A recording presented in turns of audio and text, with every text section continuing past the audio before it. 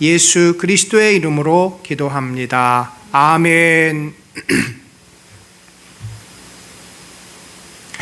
반갑습니다. 예배 오신 우리 사랑하는 성도님들 진심으로 환영합니다. 또한 요한복음 4번째 성경 공부 시간에 오신 우리 성도님들도 진심으로 환영합니다. 오늘 우리가 함께 살펴볼 말씀은 요한복음 8장, 9장, 2장입니다.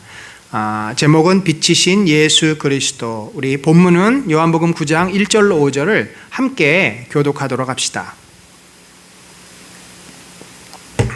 제가 먼저 읽습니다. 예수께서 길을 가실 때 날 때부터 맹인된 사람을 보신지라.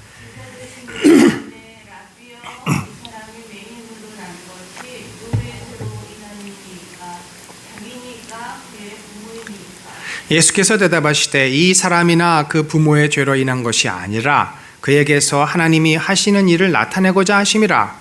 때가 아직 낮음에 나를 보내시는 일을 우리가 하여야 하리라. 밤이 오리니 그때는 아무도 일할 수 없는. 같이 읽습니다. 내가 세상에 있는 동안에는 세상의 빛이로라. 아멘. 자, 여러분, 우리가 요한복음은 어떤 책인가? 예수 그리스도께서 하나님의 아들이심을 특별히 이방 사람들에게 전해주는 그런 복음의 메시지죠. 그래서 이 요한복음은 다른 어떤 성경책보다, 어떤 복음서보다 예수 그리스도가 누구신지에 포커스를 맞추고 예수 그리스도가 어떤 일을 행하셨는가, 예수 그리스도를 우리가 무엇으로 알아야 하는가 하는 부분들을 강조합니다.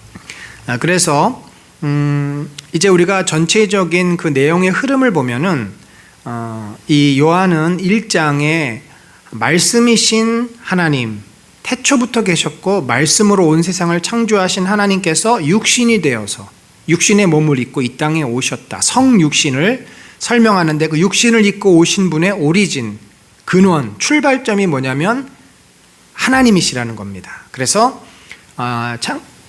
요한복음 1장부터 요한은 하나님이 인간의 몸을 입고 예수 그리스도가 되셨고 예수 그리스도는 인간의 몸을 입은 하나님이시다. 그래서 이 인간 예수와 하나님을 동일시하는 그 예수님의 신성을 굉장히 강조하고 부각을 시킵니다. 그리고 나서 그 인간으로 오신 하나님이신 예수 그리스도께서 이 땅에서 무엇을 하셨는가, 왜 오셨는가를 계속 말씀을 합니다. 첫 번째, 예수님을 뭐라고 설명하냐면 1장에서 3장까지를 보면 1장 후반부에 새 성전인 하나님의 아들이다. 새 성전이다. 그 말은 무엇입니까? 이전에 유대인들은 성전이 그들의 구원의 근거가 됐습니다. 율법을 지키고 성전만 제대로 그들이 섬기면 구원을 받는다. 그러나 예수님이 근본적인 문제 제기를 합니다. 성전을 헐라. 내가 사흘 만에 다시 일으키리라. 눈에 보이는 성전이 아니라 자신이 하나님의 아들이심을 보여준 거죠. 그래서 세례 요한이 증거하고 또 물이 포도주로 변하는 또 기적을 보여주시고 이러한 일들을 통해서 자신이 하나님의 아들 되심을 말씀하고 있습니다. 자, 그 다음에 네 번째 4장부터 6장까지는 드디어 이 하나님의 아들이 좀 더 분명하게 드러납니다. 사마리아 여인과의 대화를 통해서 자신이 메시아이심을 드러내셨죠. 또 왕의 신하의 아들과 38년 된 병자를 또 치유하십니다. 이것이 다 표적이에요. 예수님께서 메시아 되시는. 그리고 큰 무리를 보시고 그들을 위해서 오병이어의 기적을 일으키십니다. 바다를 걸어오셨습니다. 이것이 다 예수님이 하나님의 아들 되시는 표적, 이 표적들을 드러내신 것입니다. 특별히 요한복음 6장은 다른 복음서와는 다르게 오병이어에 대한 그 의미, 오병이어가 가지고 있는 메시지를 아주 자세하게 길게 설명을 하면서 결국 이것을 어디로부터 시작해서 어디에까지 연결을 하냐면 이게 제가 볼 때 우리가 신약 성경을 읽는 또는 신구약 성경을 읽는 굉장히 중요한 태도인데 어떤 성경의 말씀을 볼 때 이것의 출발점을 구약에서 잡습니다. 그리고 신약을 거쳐 나에게 적용을 하는 거죠. 자, 이 오병이의 사건이 그렇습니다. 오병이의 사건을 예수님이 이스라엘 백성에게 베푸셨지만 이미 그것은 너희의 조상이 광야에서 만나를 먹었던 일과 마찬가지다. 조상들은 이스라엘 사람들은 그들의 조상이 모세가 조상에게 이 만나를 준 것으로 알지만 요한은 뭐라고 설명합니까? 하나님께서 만나를 주셔서 그들을 먹이셨다. 그러한 것처럼 예수님, 하나님이신 예수님이 너희에게 떡과 물고기를 준 거다. 그리고 이것이 오늘날 우리들에게는 어떤 의미가 있느냐? 그러니까 이 요한이 이 성경을 기록한 AD 약 90년 전후 에베소 교회 성도들, 이방 교인들에게 90년이 한 60년이 지난 뒤에 그 오병이의 사건이 그들에게 무슨 의미가 있느냐? 너희도 하늘로부터 임하는 살아있는 떡과 살아있는 포도주를 먹고 마신다. 그것이 바로 성찬이다. 그래서 이 성찬, 예수 그리스도의 몸과 예수 그리스도의 피를 먹고 마시지 않으면 생명이 그에게 없다. 그래서 이게 성경 해석의 아주 그 중요한 그 샘플입니다. 패턴이에요. 구약의 하나의 그 예표, 미리 보여준 어떤 사인을 통해서 신약을 이해하고 그리고 그것의 진정한 의미를 적용하는. 그래서 이 요한복음은 요한은 오병이어의 사건에 대해서 아주 길게 설명을 합니다. 그리고 나서 이제 오늘 우리가 다루고자 하는 이 8장 9장이 포함된 네 번째 단락이 나오는데 그건 뭐냐면 예수님이 하나님의 아들이심을 자꾸 이렇게 드러냈잖아요. 그거를 기뻐하고 따르는 자들이 생기는가 하면 그것을 싫어하고 거부하고 분노하는 자들이 생겼습니다. 그들이 바로 유대인들이죠. 그래서 거부받은 하나님의 아들이다. 그래서 7장부터 12장까지는 어떻게 예수님이 메시아로서 사역을 하셨지만 그것이 거부를 당했고 그것을 받아들이는 자들이 있는가 하면 그것이 받아들여지지 않고 예수님을 핍박하였는가를 보여주는 내용입니다. 그래서 7장부터 이제 예수님이 자신을 여러 가지로 설명을 했습니다. 세상의 빛 되신 분, 또 선한 목자이신 분, 또 새 성전, 또 대제사장인 그런 자신의 어떤 특징들을 쭉 설명을 해주시죠. 그러면서 이때 이제 표적은 소경을 치유해주는 오늘 우리가 볼 내용이죠. 9장에 그리고 11장에 나사로를 살리신 이렇게 해서 신약에서 보여주는 표적이 있습니다. 그리고 이제 13장 이후는 예수님이 십자가에 죽으시고 부활하셔서 영광을 받으시는 그런 장면들이 나오게 됩니다. 자, 그럼 오늘 우리가 8장 9장을 함께 살펴보도록 하겠습니다.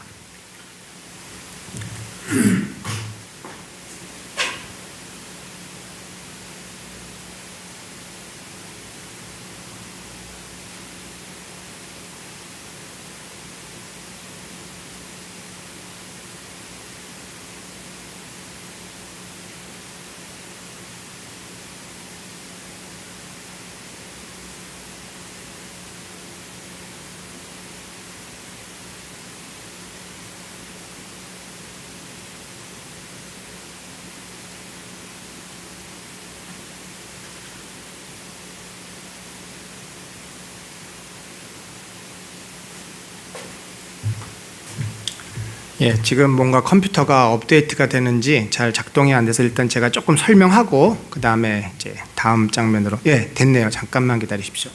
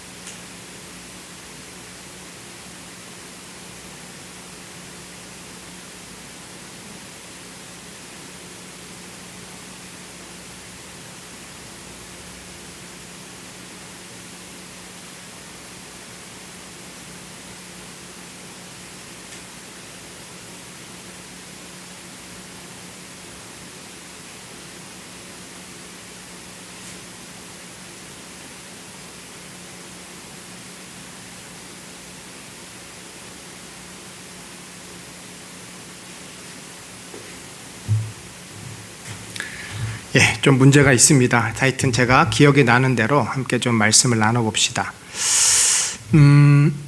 8장에 보면은 그 예수님이 보통 예수님이 거하시는 곳이 어디예요? 감람산입니다. 여러분 혹시 예루살렘하고 이 감람산의 그 이미지를 혹시 생각이 나실지 모르겠지만, 감람산은 예루살렘 성 그러니까 동편에 있어요. 그래서 예루살렘과 감람산이 약간 V자 계곡에 있습니다. 감람산에서 내려와서 이제 됐네요. 이게 딱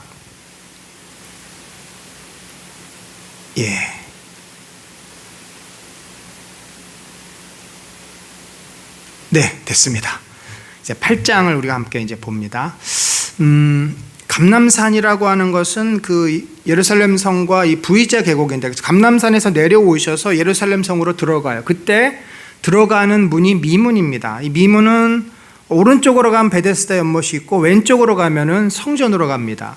그래서 예수님이 성전과 이 미문이 가깝기 때문에 이 미문을 통해서 성전에 가서 잘 가르치시고 다시 빠져나와서 감람산으로 숨고, 주로 이제 예수님의 동선이 그랬습니다. 그래서 오늘도 8장에 보면은 이 감람산에서 내려와서 미문으로 들어가 가지고 성전에서 가르치시고 있었는데, 자, 이게 1절이 이렇게 돼. 예수는 감람산에서 산으로 가셨죠. 전날 밤에 가신 거예요. 쉬시고 주무시고 내려와 아침에 다시 성전으로 들어오시니 백성이 다 나오는지라 앉으사 그들을 가르치시더라. 이제 그런 상황이죠. 그랬더니 서기관과 바리새인들이 음행 중에 잡힌 여자를 끌고 와서 가운데 세웠다. 자, 이게 지금 무슨 상황입니까? 유대인들은 현행범, 음행 중에 잡히면 그를 돌로 쳐야 됩니다. 이게 모세의 율법이에요. 그래서 이 예수님은 도대체 이 여인을 어떻게 하는지, 모세의 율법은 여인을 돌로 쳐 죽여야 되는데 예수는 평소에 뭐라 그랬어요? 사랑에 대해서 얘기했고 다른 얘기를 자꾸 하니까 도대체 예수가 뭐라 그러는지, 그러면 다른 이야기를 하면은 그거를 빌미로 예수님을 고발하려고, 그런 의도로 예수님께 데리고 온 것입니다. 예수께 말하되 선생이여, 이 여자가 간음하다가 현장에서 잡혔나이다. 모세는 율법에 이러한 여자를 돌로 치라 하였거니와 선생은 어떻게 말하겠나이까. 자, 지금 예수님에게 시험거리를 하나 탁 던져 놓았습니다. 자, 그러면 여러분이 예수님의 입장이라 그러면 어떻게 하겠습니까? 당황스럽겠죠. 그러나 잠시 숨을 고르고 분명히 뭐라고 한 말씀 하실 거라고 생각이 됩니다. 그런데 그래서 그 요한도 이렇게 써요. 그들이 이렇게 말하면 고발할 조건을 얻고자 하여 예수를 시험하미로라. 근데 예수님께서는 참 희한하게도 몸을 굽히사 손가락으로 땅에 쓰시니, 자, 이 땅에 쓰셨다는 내용이 성경에 굉장히 그 빅 이슈입니다. 큰 수수께끼죠. 도대체 땅에 뭐라고 썼나? 어떤 사람은 십계명을 썼다, 어떤 사람은 뭐 숫자를 썼다. 사실 뭘 쓰셨는지는 몰라요. 예수님이 잠시 포즈 멈추신 겁니다. 왜 그랬을까요? 뭔가 지금 굉장히 막 사람들이 흥분해가지고 막 씩씩거려가지고 막 여자를 잡아왔잖아요. 그러니까 그 잡혀온 여자는 얼마나 또 수치스럽고 사람들은 막 돌로 칠 기세고 지금 아주 험악하죠. 분위기가 너무너무 험악한 거예요. 여러분, 우리가 지나가다가 경찰차 보이고 사람들이 웅성웅성 모여있고 뭐 큰 소리 나면 얼마나, 나하고 전혀 상관이 없는데도 내 마음이 막 졸이고 그러지 않습니까? 그래서 예수님이 지금 이렇게 과도하게 흥분되고 비이성적인 이런 상황을 좀 정리하십니다. 쿨다운 시키는 거예요. 잠시 포즈를 하셨습니다. 멈춘 거죠. 잠잠해질 때까지. 그러나 그들은 묻기를 그치지 않는 거죠. 계속 묻는 거죠. 그러자 예수님이 결정적인 한 방을 날리십니다. 너희 중에 죄 없는 자가 먼저 돌로 치라. 맞다. 음행은 죄다. 모세가 그 죄를 돌로 치라 한 것, 하나님께서 그 죄는 곧 죽어야 할 죄라는 것 나도 동의한다. 그런데 한 가지 조건이 있다. 너희가 그 여인을 심판하려면, 돌로 치려면 너희도 그 죄에서, 그 죄로부터 너희는 자유로워야 한다. 너희는 그 죄를 똑같이 져서는 안 된다. 그러면 너희도 돌에 맞아야 되지 않느냐라는 말이죠. 너무나 타당한 논리입니다. 하나님의 그 법의 의도를 훼손시키지 않으면서도 이 법이 타당하게 적용될 수 있는 방법을 제시한 것입니다. 여러분, 이 원리가 사실 율법이 지켜질 수 없음을 우리에게 말씀해 주는 포인트예요. 율법이 왜 인간에게 죄를 깨닫게 하는 기능밖에 하지 못합니까? 율법은 완벽합니다. 율법은 인간을 하나님의 백성으로 만들어줄 수 있는 힘과 지혜가 있어요. 바울도 그래서, 예수님도 그래서 율법을 절대 부인하거나 훼손하지 않습니다. 다만 그 율법을 지킬 능력이 우리에게 없음을 강조하는 겁니다. 예수님의 지금 이 말씀이 그거고, 바울도 그러기 때문에 율법은 너희의 죄를 깨닫게 해준다. 그러나 너희는 율법을 지킬 능력이 없다. 율법으로는 우리가 구원을 받을 수 없다. 그렇기 때문에 율법은 우리를 예수 그리스도에게로 인도해주는 그런 선생님 역할을 할 뿐이고, 정작 우리가 구원받는 것은 그분의 용서와 자비와 은혜, 그걸 내가 믿음으로 받아들일 때이다 라고 바울이 정말 구약보다 훨씬 발전된 의미의, 우리에게 복된 의미의 구원의 논리를 설명하고 있지 않습니까? 사실은 바울이 말하는 그것을 예수님이 여기 이 8장에서 다 보여주셨어요. 인간의 능력으로는 율법을 지킬 수가 없다. 너희가 만약에 율법을 지킨다고 했으면 그 자격이 있고, 그러면 너희가 이 여인을 돌로 쳐도 된다. 그러자 거기로부터 누가 자유로울 수 있겠어요? 누가 이 여인처럼 간음하지 않고 죄짓지 않고 누가 깨끗하게 산 자가 있겠습니까? 스스로 어떻게 했어요? 여기 보니까 양심의 가책을 느껴 어른으로 시작하여 젊은이까지 하나씩 하나씩 나갔다. 이미 그들도 이 여인만큼, 아니 그보다 더 이상, 아니 그보다 더 악하게 나쁜 죄를 짓고 간음하고 그들도 부도덕한 삶을 산 것입니다. 그러자 이제 다 갔죠. 바리새인들, 유대인들 고발하던 자 다 갔습니다. 예수님과 여인만 앉았습니다. 그리고 이제 예수님은 이 문제의 본질로 들어갑니다. 지금까지는 이 문제는 예수님을 시험하기 위한 하나의 수단에 불과했어요. 지금 핵심은 뭡니까? 여인이 간음하다가 잡힌 거죠.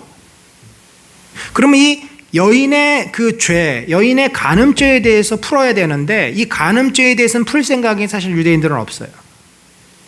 이건 하나의 그 올무고 하나의 시험거리고, 이걸 가지고 예수님을 잡으려고 했던, 자, 이제 왜곡된 어떤 이 문제에 대한 접근은 다 정리가 됐습니다. 더 이상 이제 그들은 없어요. 그러면 죄를 진 죄인과 죄가 없는 예수님, 죄를 심판하실 수도 있고 그의 죄를 용서해 주실 수도 있는 예수님 두 분만 남아 있습니다.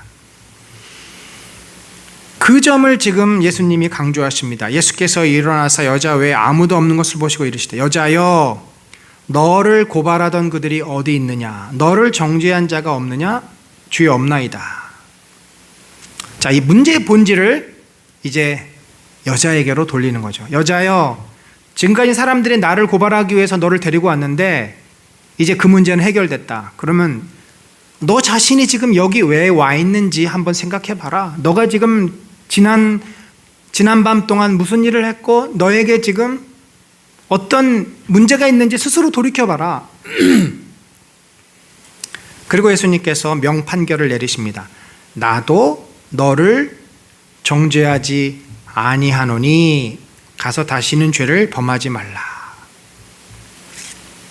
예수님은 사실 얼마든지 죄를 정죄하실 수도 있었습니다. 그럴 자격이 있는 분이에요. 근데 예수님이 죄를 정죄하지 않는 이유는 뭡니까? 이 여인의 새로운 삶을 위해서입니다. 정죄를 받는다 그러면 그 죄값을 지불해야 돼요. 근데 이 여인에게 그 죄값을 지불할 능력이 없음을 예수님이 잘 알고 있습니다. 그래서 율법의 한계는 뭐냐면, 율법을 지킨다 그러면 우리가 죄값을 지불해야 해요. 그런데 문제는 그리고 끝나는 겁니다. 죄의 삭은 죽음이니까 우리가 율법을 순종하면 내가 죄를 졌고 그 율법의 규칙에 따라서 우리는 죽어야 돼요. 그러면 끝이에요. 하나님과의 관계도 끝난 거고 모든 것이 끝납니다. 말하자면 파멸이죠. 파국입니다.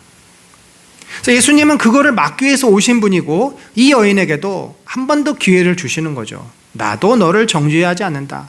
대신에 그 사이에 뭐예요? 대신 너가 정죄받아야 될 그 죄를 내가 정죄받을 것이다. 사실 그 말이 이 안에 들어가 있어야 합니다. 그러니 너의 죄 문제를 내가 해결해 줄 테니 너는 다시는 가서 죄를 범하지 말아라. 네가 스스로 해결하지 못하는 죄 문제를 내가 해결할 테니 이제 너는 이 너를 얽어매는 죄로부터 자유로워졌으니 더 이상 죄의 노예가 되지 말아라. 제가 요거를 이렇게 보면서 그동안은 주로 이제 용서, 간음 이런 입장에서 접근을 했는데 요번에 이렇게 다시 보니까 율법, 정죄 그리고 근본적인 인간의 죄 문제로 이 문제를 볼 수가 있더라고요. 그리고 이 원리는 모든 죄 문제에 다 적용이 됩니다. 다시는 죄를 범하지 말라. 이 말이 사실 우리는 다시는 죄를 범하지 말라 그렇다고 해서 내가 그거를 절대 안 한다라고 약속했지만 그걸 안 한다는 확신이 우리에게는 없잖아요. 그런데 이 말이 너가 죄의 노예가 되지 마라. 그렇게 받아들이면 주님 당연히 저는 더 이상 죄의 노예가 될 수 없습니다. 되지 않을 것입니다. 죄와 율법과 죄와 구원의 문제. 예수님은 한 여인을 용서해 주셨지만 이것은 여인만의 문제가 아니라 우리 모두의 문제인 거죠. 율법의 잣대 앞에 그를 고발한 자나 죄를 진 자는 아무도 자유로울 수가 없습니다. 그러나 예수 그리스도 앞에서는 그들을 고발한 자도 그들에게 한 번 더 기회를 주시는 거고 죄를 지은 자도 다시 죄의 노예가 되지 않도록 그의 문제를 예수님이 해결해 주십니다. 자, 이렇게 죄를 풀어주신 분. 자, 이러니까요. 제가 이 다음 구절이 너무 이해가 잘 되더라고요. 자, 다음 구절이 뭐죠? 이 31절이 새롭게 또 해석이 되고 그래서 예수님이 뒤에 죄 문제를 얘기하는구나. 자, 31절 이하에 보면요, 우리가 잘 아는 아주 유명한 말씀이 나옵니다. 그러므로 예수께서 자기를 믿은 유대인들에게 이르시되, 자, 이 자기를 믿은 유대인 제자들하고 그 예수님을 따르는 무리들이에요. 다 도망간 자들에게 말하는 게 아닙니다. 내 말에 거하면 참으로 내 제자가 되고, 그렇죠? 내 말에 거한다는 것은 같이 산다는 거예요. 내 말씀을 인생의 가치관으로, 예수님 말씀을 자기 삶의 기준으로 붙잡고 사는 사람들, 예수님과 늘 동행하면서 그분께 기도하고 그분의 뜻을 순종하며 살려고 하는 사람들, 진리를 알지니 진리가 너희를 자유롭게 하리라. 여러분, 이 자유를 연세대학교에서는 교훈으로 쓰는데 많은 사람들이 그 자유를 방종의 의미로, 권력과 억압과 누군가로부터 속박의 자유로만, 정치적인 자유로만 이해를 합니다. 물론 정치적인 자유도 참 의미가 있어요. 그러나 그 자유보다 더 깊은 자유예요. 이 자유는 외부에서 나를 속박하는 자유가 아니라 내면에서 나를 속박하는 그 굴레에서 내가 자유롭게 된다는 것입니다. 사람이 다른 사람을 이길 수 있어도 자기를 이기는 것이 가장 어렵습니다. 영적인 싸움이 우리가 가장 감당하기 힘든 싸움 아닙니까? 영적인 진정한 자유를 누린다는 그것이 뭐예요? 죄로부터 자유로워진다는 것입니다. 자, 이렇게 이야기를 하니까 진리는 예수 그리스도지요. 그러니까 예수 그리스도 안에 있으면 예수님이 그 죄의 문제를 해결해 주었기 때문에 우리가 죄로부터 자유로워진다는 거예요. 여러분, 죄로부터 자유로워진다면요, 그 사람은 정말 너무나 인생이 편안하고 행복하고 가볍고 그렇지 않겠습니까?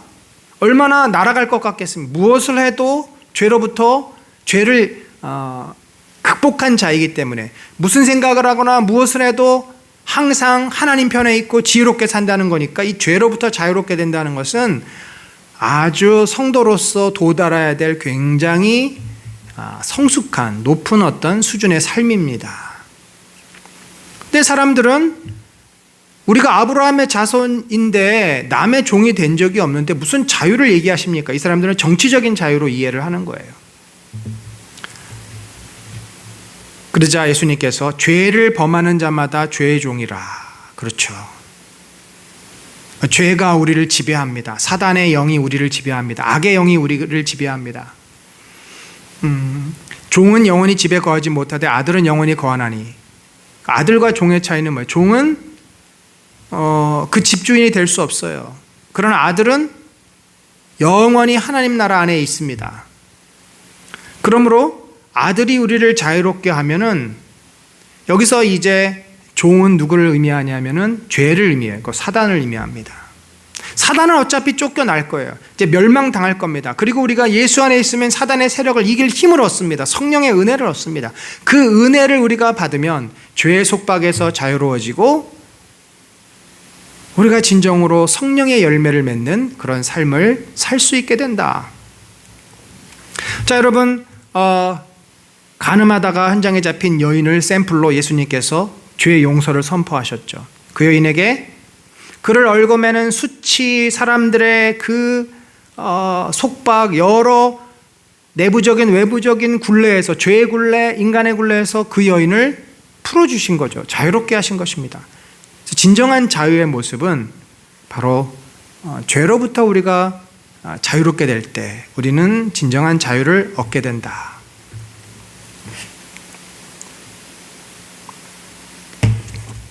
자, 이제 이렇게 예수님이 자신의 죄의 문제까지 풀어주는 구원자, 메시아 되심을 설명하니까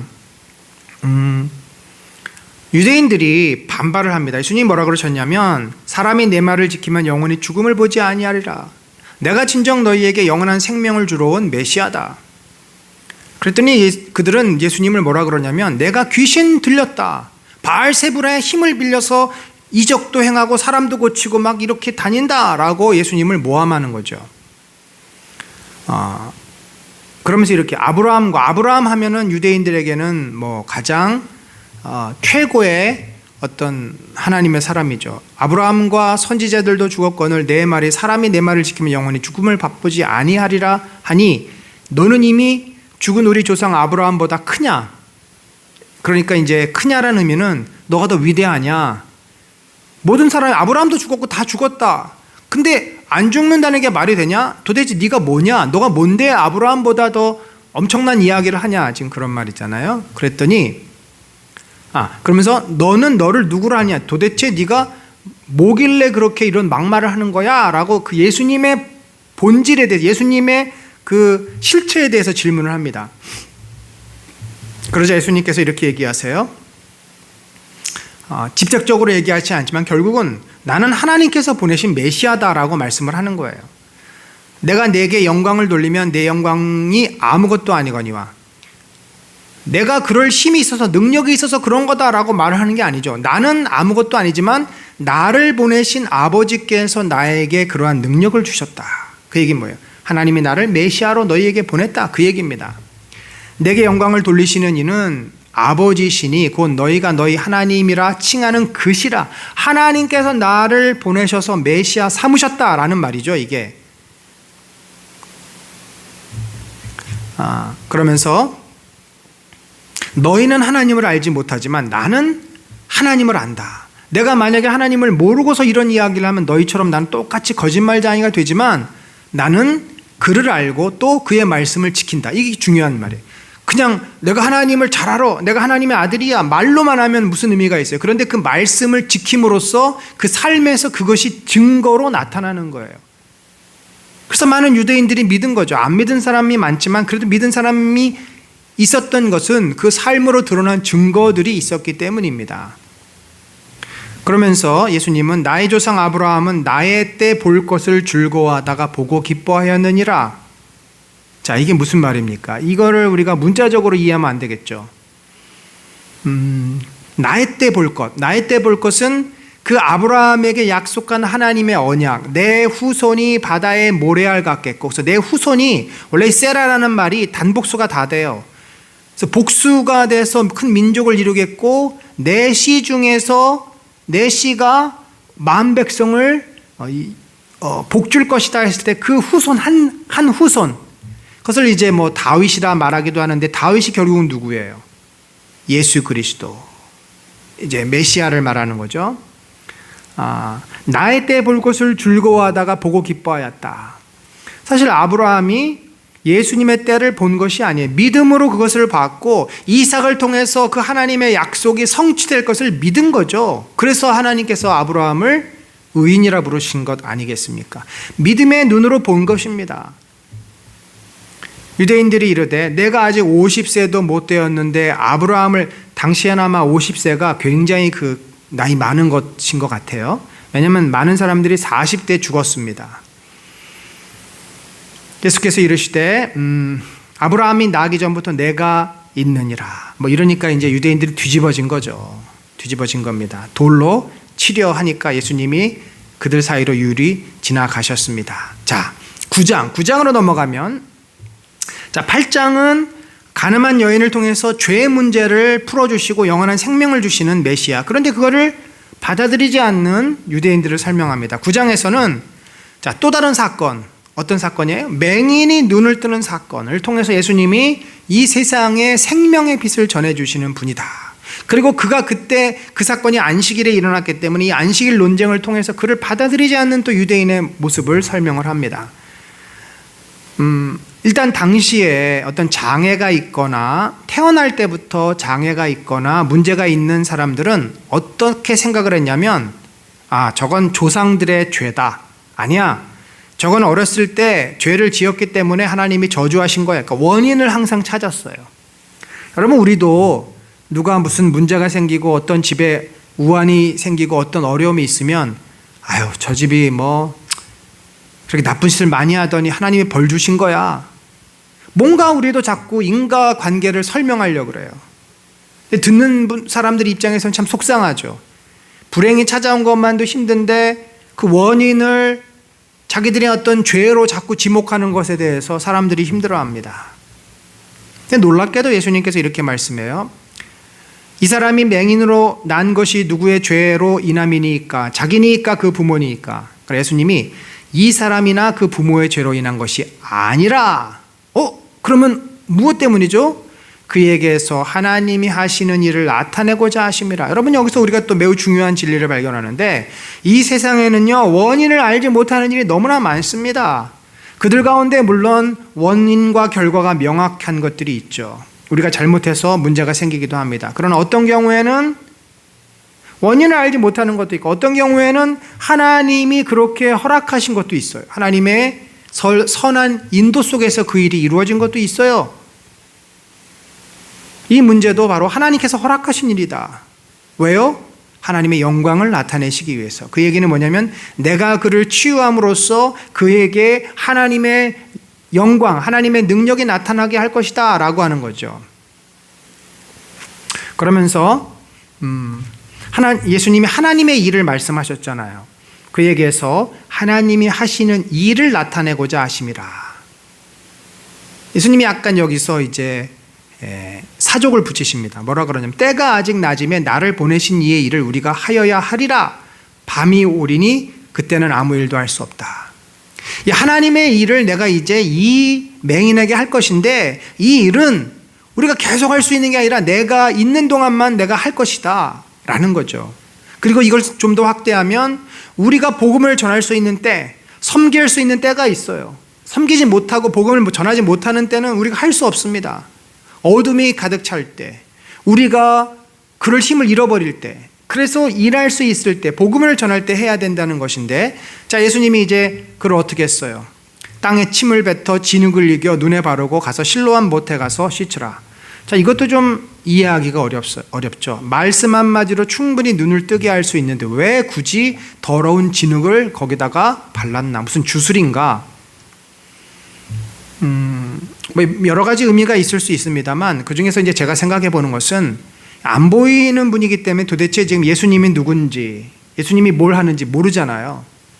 그래서 그분은 촉각으로만 모든 것을 느낄 수 있어요. 예수님이 내가 너를 사랑한다.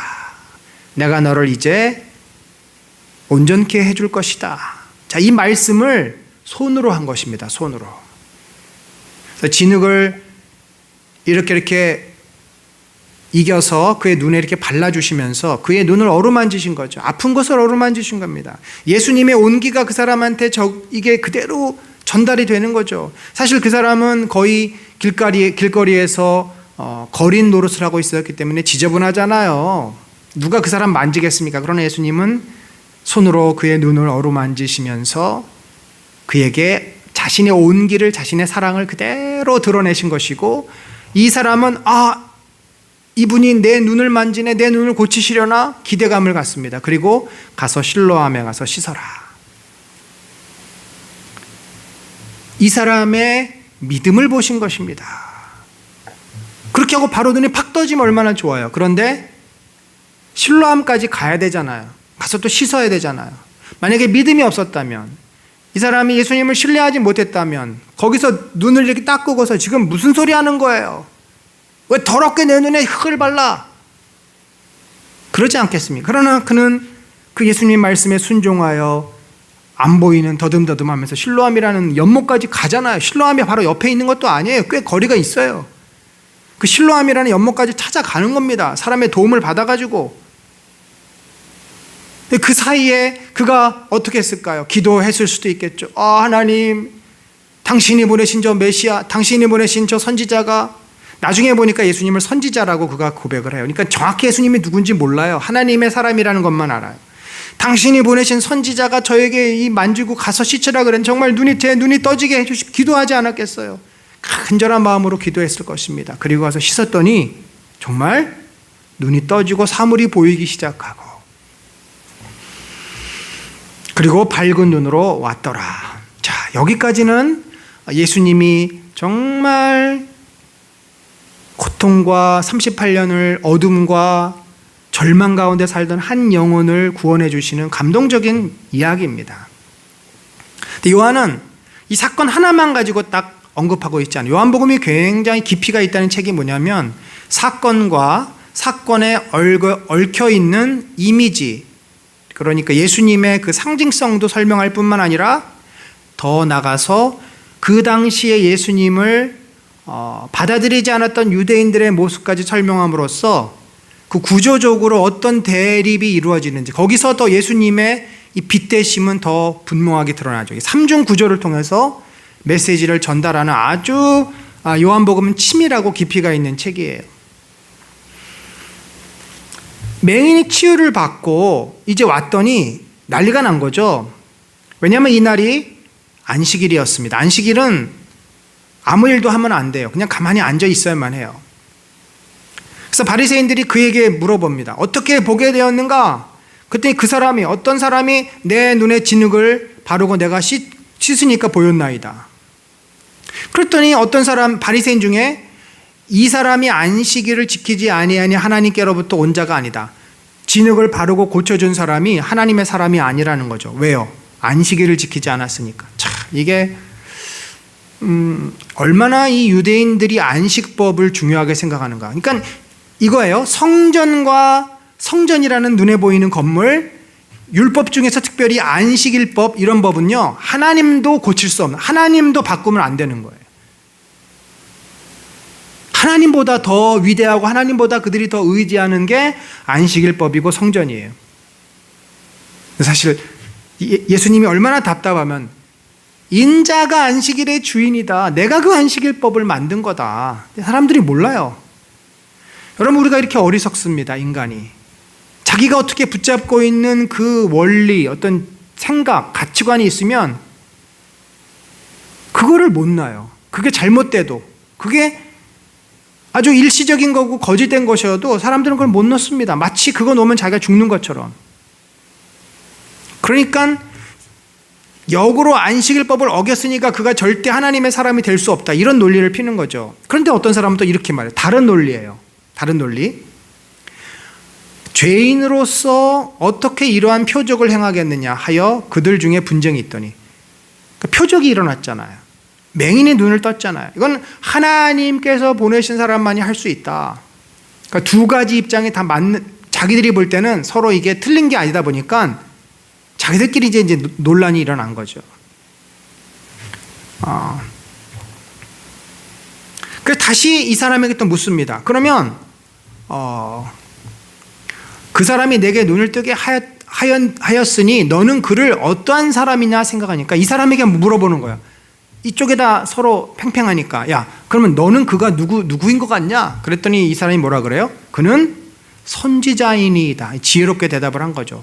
메시아다라고 하면은 빼박입니다. 이 사람도 이 유대인들에게 잡혀가거나 폭행을 당할 수밖에 없는 거죠. 그런데 선지자는 뭐 하나님께서 보내주신 사람이다 그런 의미예요. 그랬더니 유대인들은 아예 이 사람이 아무래도 우리가 못 믿겠어. 맹인이었다 눈을 떴다는 게 말이 안 돼. 그 부모 데리고 와. 그러니까 자기들의 논리를 포기하지 않고 눈앞에 벌어진 기적을 부인하는 거예요. 이게 얼마나 인간이 어리석고 정말 고집불통이고 아무리 그 눈앞에서 기적을 보여줘도 자기들의 생각을 포기하지 않고 내려놓지 않으면 사람은 그걸 믿음을 받아들이지는 않아요. 그래서 우리가 구원을 율법이나 기적이나 신비적인 체험으로 해서 안 되는 이유가 바로 여기에 있어요. 여러분 믿음이 만약에 그거라면요 구원받을 수 있는 사람이 굉장히 적을 것입니다. 이런 말 하잖아. 예수님이 우리 눈에 다시 나타나면 우리가 다 믿을 거야. 아니요. 자기가 가지고 있는 신념이 더 중요하지 눈에 보이는 기적이나 눈에 보이는 현상은 그때뿐이기 때문에 안 보이면 또 안 믿는 겁니다. 부모를 불러왔어요. 아니 얘가 분명히 날 때부터 맹인이었냐? 그때 부모가 그렇게 얘기합니다. 우리가 다른 건 잘 모르겠지만 이 아이가 맹인이었다가 지금 눈이 떠진 것은 분명합니다. 부모도 잘못 말했다가 유대인들에게 또 고통을 당하니까 사실만 얘기하는 거예요. 합리적인 사실. 당연히 아이가 맹인이었고 이 사람이 맹인이었고 지금은 눈이 떠졌죠. 그랬더니 야 지금 이 사람이 어떻게 떠졌는지 한번 하였는지 또 물어보는 거예요. 그러나 지금 어떻게 해서 보는지 또 누가 그 눈을 뜨게 하였는지 우리는 알지 못하나이다. 그러니까 이 부모가 또 물어보니까 우리는 몰라요. 그 사람이 성인이니까 그에게 물어보십시오. 지금 뭐 하고 있는 겁니까? 명백한 사실을 유대인들은 계속 인정하지 않는 거예요. 부인하는 거예요. 왜요? 자기들의 신념, 자기들이 가지고 있는 그 믿음이 깨지는 것이 두려워서. 이렇게 유대인들이 당시에 어리석었습니다. 또 맹인이었던 사람을 다시 또 부릅니다. 처음 불러서 물어봤다가 부모에게 물어봤다가 다시 또 본인에게 물어보는 거죠. 우리는 이 사람이 죄인인 줄 아노나 이 사람이 분명히 죄인이기 때문에 너를 고친다는 게 말이 안 돼. 아마도 안식일을 범해서 이 사람이 죄인이다라는 쪽이 이긴 것 같아요. 그쪽이 목소리가 더 크겠죠 아무래도. 그래서 그 사람들이 또 물어보는 거예요. 그랬더니 그가 죄인인지 내가 알지 못하나 한 가지 아는 것은 내가 맹인으로 있다가 지금 보는 그것이니이다. 그랬더니 또 물어봐요. 아니 그 사람이 도대체 내 눈을 어떻게 뜨게 한 거야? 아니 아까 내가 설명했잖아요. 이미 말했는데도 당신들은 받아들이지도 않습니다. 그러면서 그가 이렇게 재미난 이야기를 해요. 내가 이미 일렀어도 듣지 아니하고 어찌하여 다시 듣고자 하나이까? 그러면서 뭐라 그러냐면 비꼽니다. 당신들도 그의 제자가 되려 하나이까? 당신들도 그에게 가가지고 그런 기적을 체험하고 싶어서 나한테 2번, 3번 물어보는 겁니까? 그러자 이 유대인들이 발끈합니다. 그들이 욕하여 이르되 욕을 한다고 성경에 표현되어 있습니다. 너는 그의 제자이나 우리는 모세의 제자라. 그러면서 이제 이 맹인의 입을 통해서 하나님이 그들의 어리석음을 책망하십니다. 이 사람은 어디서 왔는지 알지 못하노라. 이상하다. 이 사람이 내 눈을 뜨게 하였으되, 그렇죠? 내 눈을 뜨게 한 거잖아요 지금. 당신들은 그가 어디서 왔는지 알지 못하는도다. 하나님이 죄인의 말을 듣지 아니하고 경건하여 그의 뜻대로 행하는 자의 말을 들으시는 줄을 우리가 아나이다. 창세 이후로 맹인으로 난 자의 눈을 뜨게 하였다 함을 듣지 못하였으니 이 사람이 하나님께로부터 오지 아니하였으면 아무 일도 할 수 없으리이다. 그러니까 이 맹인이었다 눈을 뜬 사람은 또 다른 쪽 입장에서 설명을 하는 거예요. 지금 두 입장이 팽팽하게 맞섭니다. 기적을 일으킨 것은 분명히 하나님의 능력이다. 하나님의 사람이다. 안식일을 범했으니 저는 죄인이다. 근데 직접 눈이 떠진 이 사람이 이쪽을 옹호하는 것, 이쪽을 지지하는 겁니다. 그리고는 그 사람을 쫓아버립니다. 그 후에 이 맹인이 사실 예수님을 온전히 믿어서 지금 눈이 열린 게 아니에요. 아직도 그러니까 눈은 열렸지만 구원을 받지 못했어요. 그래서 여러분 우리가 기억해야 될 것은 구원은 내 인격이 내 영혼이 하나님을 만나고 예수 그리스도를 믿어서 구원을 얻는 거지 육신이 나았다든지 기적을 경험했다고 우리가 구원을 얻는 것은 아닙니다.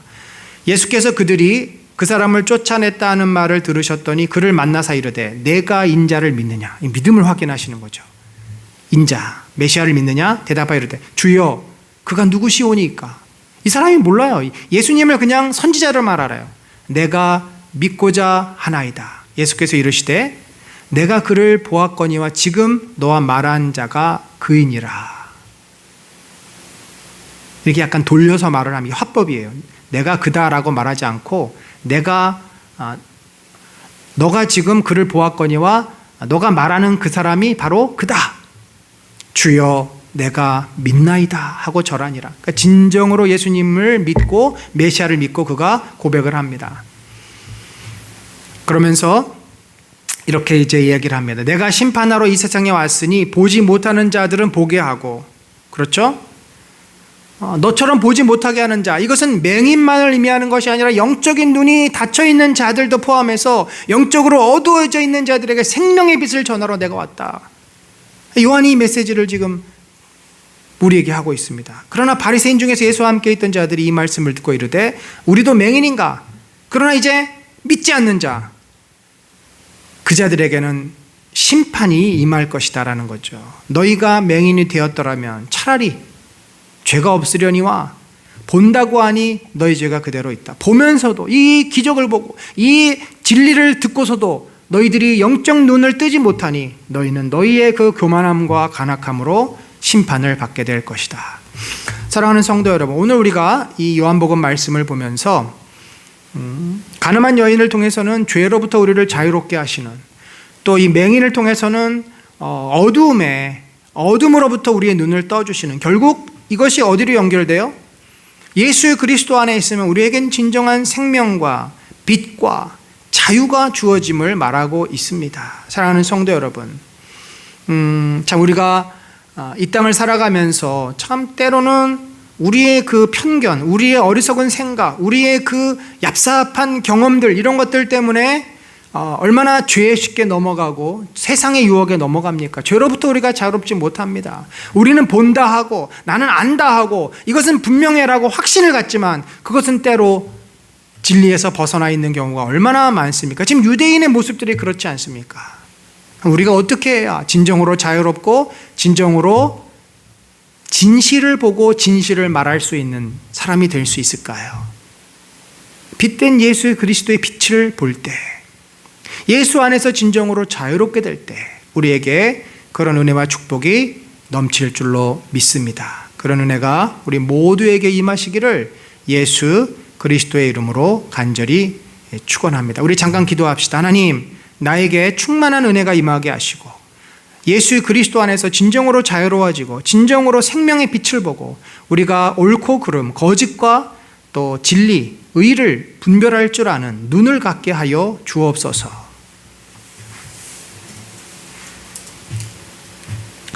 하나님 아버지, 우리에게 진리의 영을 보여주시고 우리를 거룩히 하시고 우리를 생명으로 이끄시며 우리를 아버지여 예수 안에서 진정한 자유와 회복의 은혜를 더하여 주시옵소서. 연약한 자들을 용서하시고 생명으로 이끌어 주시옵소서. 아버지의 놀라운 능력과 은혜가 넘쳐나도록 인도하여 주시옵소서.